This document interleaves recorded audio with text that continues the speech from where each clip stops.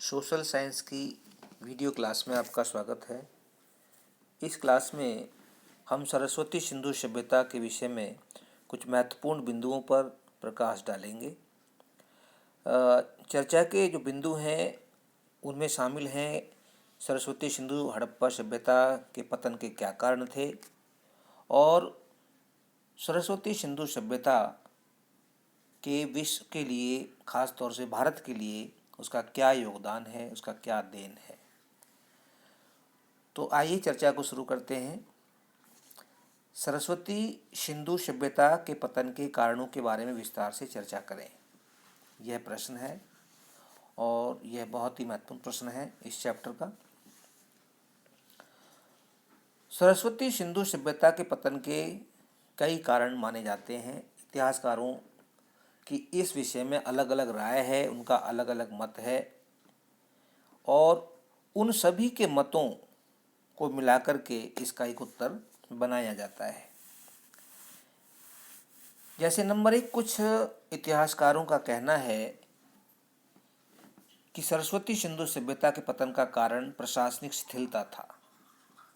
प्रशासनिक शिथिलता का मतलब है कि प्रशासन में स्टैग्नेशन या स्थिरता आ गई थी। प्रशासन एक तरह से जो है ये कह सकते हैं कि प्रशासन में स्थिरता आ गई थी, जिसके कारण बस्ती का आकार सीमित हो गया तथा स्वच्छता में कमी आई। प्रशासन अपना काम सही तरह से नहीं कर रहा था या प्रशासन का जो है एक तरह से एक उसमें गिरावट आ गई। प्रशासन में जो काम करने की जो क्षमता होती है और जो उसकी एक प्रशासनिक कैपेसिटी होती है उसमें गिरावट आ गई और वो अपनी सही तरह से अपने दायित्व का निर्वहन नहीं कर पाया। जिससे क्या हुआ, जिससे स्वच्छता में कमी आ गई, गंदगी फैलने लगी चारों तरफ, गलियों और सड़कों में अतिक्रमण बढ़ने लगे, यानी कि एनक्रोचमेंट। अब जैसे कि हम जानते हैं कि सिंधु सभ्यता के जो नगर थे वो बहुत ही प्लान्ड वे में बने हुए थे। रास्ते चौड़े थे, सड़कें पक्की थी, नालियाँ थीं और कहीं कोई किसी तरह का अतिक्रमण नहीं था। किसी भी व्यक्ति ने मकान आगे बढ़ाकर नहीं बनाया था। लेकिन समय जैसे जैसे बीतता गया तो यह इस सभ्यता में भी गिरावट आई। अब लोगों ने एनक्रोचमेंट करने शुरू कर दिए और अतिक्रमण करने शुरू कर दिए। ठीक है, इसके साथ ही दीवारें कम चौड़ी बनने लगीं, कारण धीरे धीरे यह नगरीय सभ्यता ग्रामीण संस्कृति में बदल गई। इसके पतन का कारण मत यह है कि यह एक नगरीय व्यवस्था थी, एक नगरीय सभ्यता थी, एक टाउन, एक प्लान्ड टाउन सिविलाइजेशन थी। लेकिन यह धीरे धीरे एक ग्रामीण सभ्यता में बदल गई और फिर आगे जा कर के ये सभ्यता फिर समाप्ति हो गई, लुप्ति हो गई, जो हमें अब जिसके अवशेष अब हमें खुदाई करने पे मिलते हैं।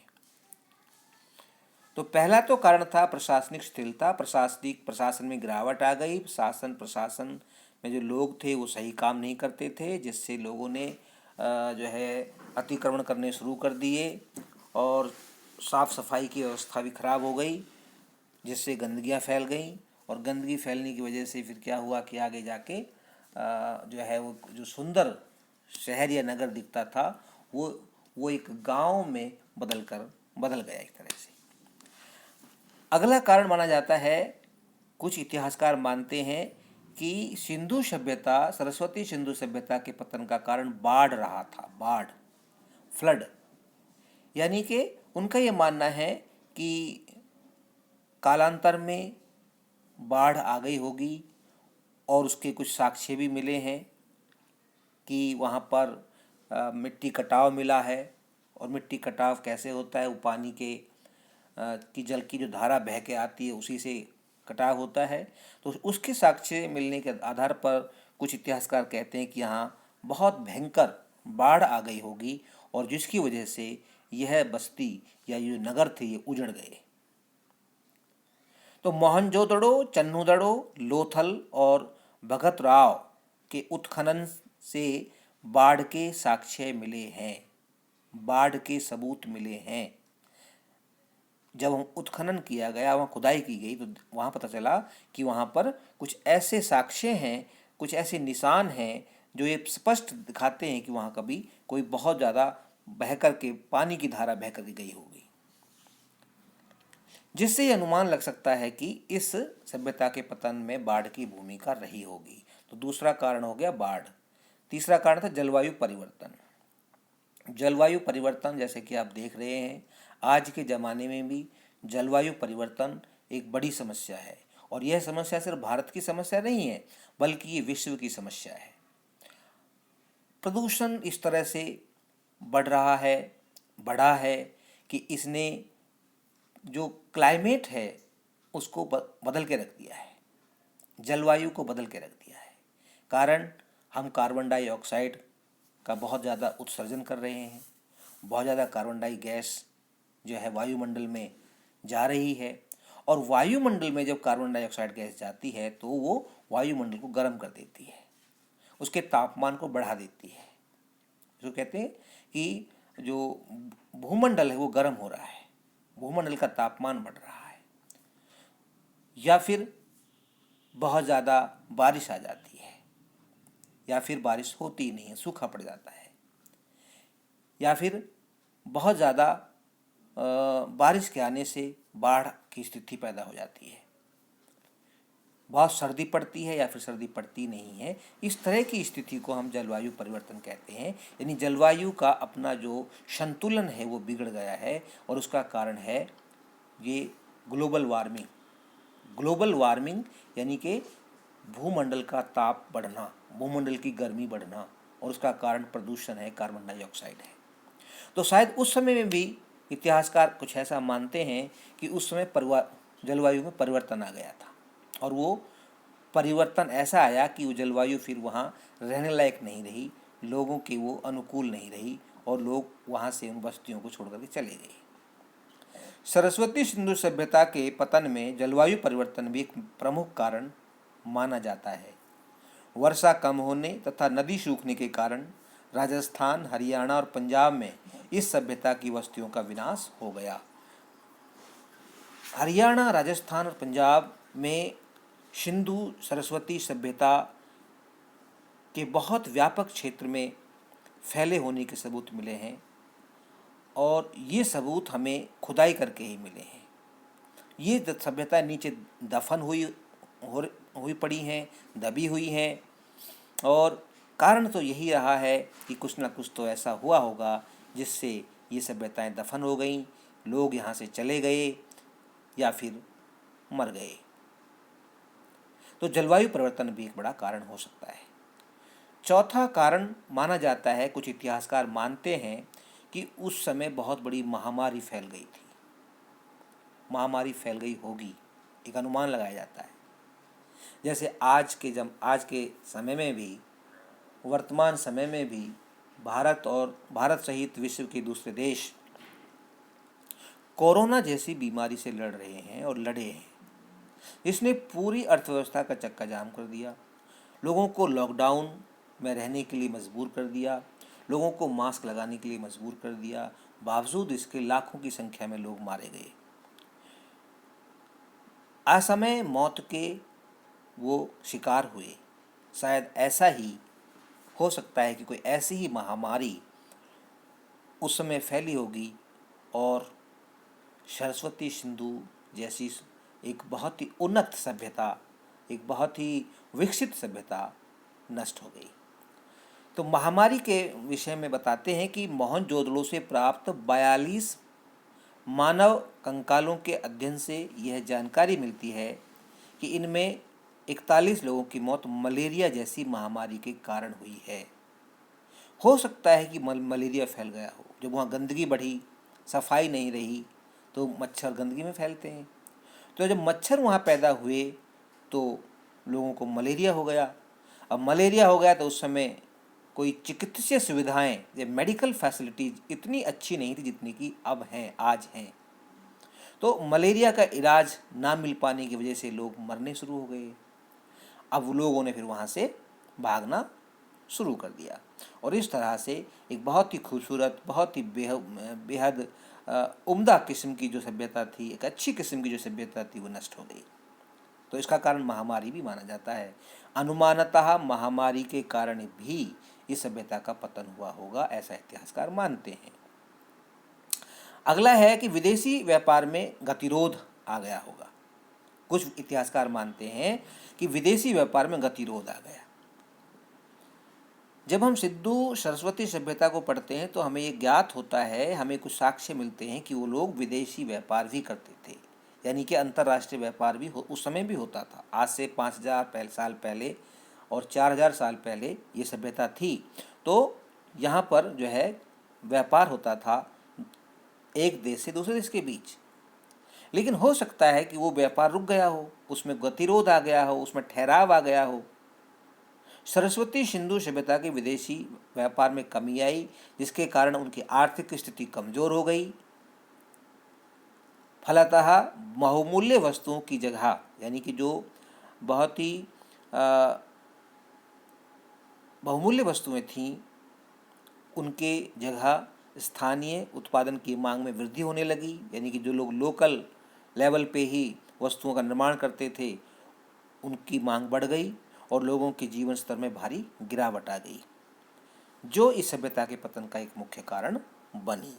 तो इस तरह से अलग अलग कारण बताए गए हैं इतिहासकारों द्वारा, लेकिन इनमें से कोई ना तो कारण रहा होगा। और ये सारे कारण, जो पांचों कारण बताए गए हैं, ये सारे कारण उचित प्रतीत होते हैं कि शायद इन्हीं कारणों की वजह से एक सुंदर सभ्यता जो है नष्ट हो गई। लेकिन नष्ट होने के बावजूद या नष्ट होने से पहले और बाद में भी इस सरस्वती सिंधु सभ्यता ने विश्व को बहुत कुछ दिया है। विश्व के लिए इसकी कुछ महत्वपूर्ण देन हैं। आइए उन देन के बारे में, उसके योगदान के बारे में चर्चा करते हैं। तो प्रश्न है कि सरस्वती सिंधु सभ्यता की विश्व को क्या क्या देन है। What is the contribution of Saraswati Sindhu civilisation to the world. Saraswati Sindhu सभ्यता ने विश्व को निम्नलिखित नवीन तथ्यों से परिचित करवाया। क्या कि आज जो हम बहुत सी ऐसी जानकारियां हमारे पास हैं, वो जानकारियां उन लोगों के पास थीं और शायद हमने वहीं से वो जानकारियां प्राप्त की हैं, और वो जानकारियां वहीं से ट्रांसफॉर्म हुई हैं या ट्रांसफ़र हुई हैं, आप ये कह सकते हैं। नंबर 1, सर्वप्रथम कांस्य धातु के प्रयोग के कारण इसे कांस्य सभ्यता कहा जाता है। इसने कांस्य सभ्यता को जन्म दिया, या इसने कांस्य जो धातु होती है और धातु का प्रयोग वहाँ पर पहली बार देखने को मिलता है। और तो ये दिखाता है कि विश्व में, ये दिखाता है कि भाई सिंधु सरस्वती सभ्यता में बहुत पहले लोग धातु का इस्तेमाल करते थे, और धातु भी कांस्य धातु। तो कांस्य धातु हमें वहीं से प्राप्त होती है। दूसरा देन है कि प्रथम बार नगरों के उदय के कारण इसे प्रथम नगरीकरण भी कहा जाता है। एक ऐसी सभ्यता है जो पूरी तरह से नगरीकृत थी, टाउन सिविलाइजेशन थी, और टाउन सिविलाइजेशन भी पूरी तरह से फुली प्लान्ड थी, पूरी तरह से एक तरह से नियोजित थी, प्लान्ड में बनी हुई थी। घर एक सीधी लाइन में थे, सड़कें थी, नालियाँ थी, अन्नागार था, वहाँ पे स्नानागार था। तो ये सब चीज़ें वहाँ पर मिलती हैं। तो ये सिद्ध करता है कि सिंधु सरस्वती सभ्यता नगरीकृत सभ्यता थी, और नगरीकरण की जानकारी हमें सिंधु सभ्यता से ही मिलती है। आगे जब कभी नगर बने होंगे तो उन्होंने शायद सिंधु सभ्यता से ही प्रेरणा ली होगी। तीसरा है कि यहाँ की नगर योजना अत्यंत नियोजित थी। ठीक है। चौथी है, और नगर योजना, टाउन प्लानिंग का हमें वहीं से शायद हमने सीखने को वहीं से मिलता है। और हमारे भारत में भी बहुत सारे नगर आज जो है प्लानिंग वे में बनाए जा रहे हैं, प्लानिंग करके बनाए जा रहे हैं। और चंडीगढ़ भारत का पहला प्लान्ड सिटी है, बहुत खूबसूरत शहर है पंजाब जो है चंडीगढ़। तो ये 4000 साल पहले, 5000 साल पहले बहुत ही नियोजित तरीके से बनाए गए नगर थे।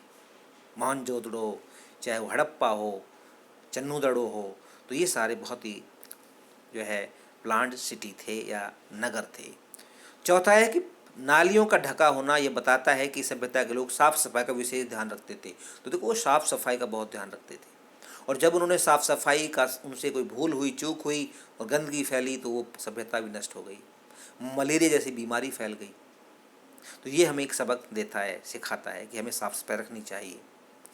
पांचवां है, मोहनजोदड़ो से एक मोहर प्राप्त हुई है जिस पर पद्मासन मुद्रा में एक पुरुष की आकृति बनी हुई है, और ये पद्मासन मुद्रा में जो पुरुष है यह सिद्ध करता है कि वो लोग योग को जानते थे। पद्मासन एक योग की मुद्रा है। तो योग हम आज जो जान रहे हैं, ये ऐसा नहीं है कि हम ही जानते हैं योग के बारे में। वो 4000-5000 साल पहले भी योग के बारे में जानते थे, सिंधु सरस्वती सभ्यता के लोग। तो हो सकता है कि सिंधु सरस्वती सभ्यता से ही विश्व को योग मिला हो। तो योग भी एक देन है। छठा है कि वृक्षों की पूजा करना, ये बताता है कि वे लोग प्रकृति और पर्यावरण प्रेमी थे।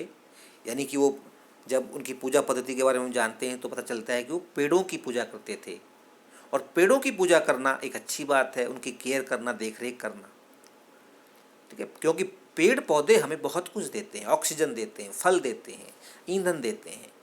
ऑक्सीजन इसकी सबसे अमूल्य और बहुत ही, इसका कोई मोल नहीं है, ऐसी एक देन है।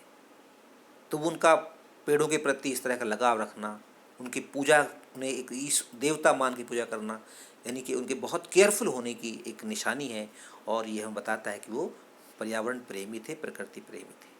और सातवां है, विशाल भवन, सार्वजनिक स्नानागार, अन्नागार, जलाशय तथा डॉकयार्ड का मिलना सिंधु सभ्यता को उन्नत सभ्यता सिद्ध करते हैं। तो सिंधु सभ्यता एक बहुत ही उन्नत सभ्यता थी, और वहाँ पर एक बहुत बड़ा स्नानागार मिला है जिसको ग्रेट बाथ कहते हैं, स्नानागार, और एक अन्नागार मिला है जहाँ पर अनाज को स्टोर किया जाता था। एक जलाशय मिला है, पॉन्ड, जिसको हम तालाब कहते हैं, डॉकयार्ड जहाँ से सामान को इधर उधर भेजा जाता था, और वहाँ विशाल बड़े बड़े भवन मिले हैं, शायद वो समृद्ध लोगों के रहे होंगे। तो ये सब दिखाता है कि सिंधु सभ्यता एक बहुत ही उन्नत सभ्यता थी, और उनसे हमने बहुत कुछ सीखा है और बहुत कुछ सीखने को मिलता है। इस तरह से इस वीडियो क्लास में बस इतना ही। अगर वीडियो आपको अच्छा लगे और आपको ये समझ में आया हो तो इसे लाइक भी ज़रूर कर दें और वीडियो को शेयर भी ज़रूर कर दें। Thank you very much.